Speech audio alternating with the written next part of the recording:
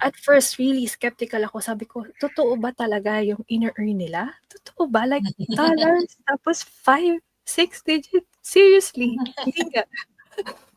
Even a year ago I was asking her, "Hindi nga, totoo talaga yun?" Even when I was already in this business, I'm still skeptical. I was.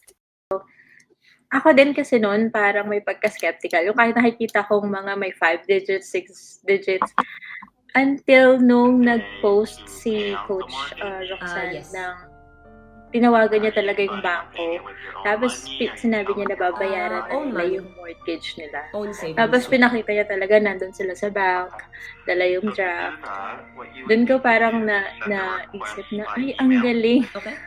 Awesome. Talaga palang nangyayari pala talaga yung mga gano'n na parang akala mo napaka-imposible. Pero yung in terms of financial kasi parang 'di ba kaya nga yung mga mortgages, ang offer laging 20 years, 30 years kasi parang napaka-imposible yung 3 years to pay your mortgage, like hundreds of thousand they were able to do it in 3 years.